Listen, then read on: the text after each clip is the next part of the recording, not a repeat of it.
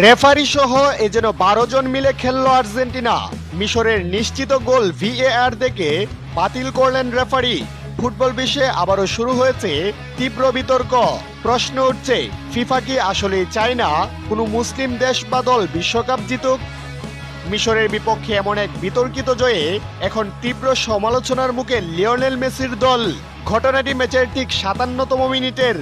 আর্জেন্টিনার রক্ষণ ভাগকে চূর্ণ বিচূর্ণ করে আলবিসেলেস্তেদের জালে দ্বিতীয়বারের মতো বল জড়ান মিশরের মিডফিল্ডার মুস্তফা জিকো।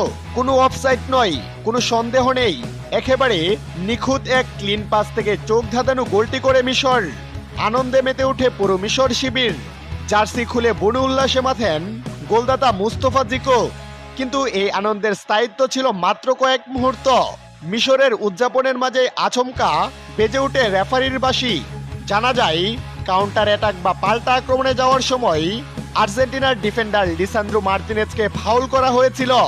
আর সেই সূত্র ধরে ভিডিও অ্যাসিস্ট্যান্ট রেফারি বা ভিএআর রিভিউ দেখে ম্যাচ রেফারি স্ক্রিনে বেশ কয়েকবার রিপ্লে দেখার পর রেফারি যে সিদ্ধান্ত নিলেন তাতে স্তব্ধ হয়ে যায় পুরো ফুটবল বিশ্ব। লিসান্দ্রো মার্তিনেজকে ফাউল করার অজুহাতে বাতিল করে দেওয়া হয় মিশরের সেই বৈধ ও দুর্দান্ত দ্বিতীয় গোলটি। রেফারির এমন একপেশে সিদ্ধান্তে রেগে আগুন মিশরের খেলোয়াড় থেকে শুরু করে সমর্থকেরা। বড় বড় ফুটবল বুদ্ধা ও বিশ্লেষকদের স্পষ্ট দাবি, এটি কোনোভাবেই ফাউল ছিল না। রেফারি চরম দুর্নীতি আর পক্ষপাতিত্বের আশ্রয় নিয়ে মিশরের নিশ্চিত গোলটি বাতিল করেছেন। সামাজিক যোগাযোগ মাধ্যমে বইছে নিন্দার জোরও। অনেকেই খুব উগরে দিয়ে বলছেন, দুর্নীতি করে মিশরের একটা গোল বাতিল করা হলো, কথা মিলিয়ে নিও, এবার যতই হার টিম আসুক ফিফা দুর্নীতি করে আর্জেন্টিনাকে বিশ্বকাপ দিয়ে দিবে। প্রিয় দর্শক, এ ব্যাপারে আপনাদের কি মন্তব্য?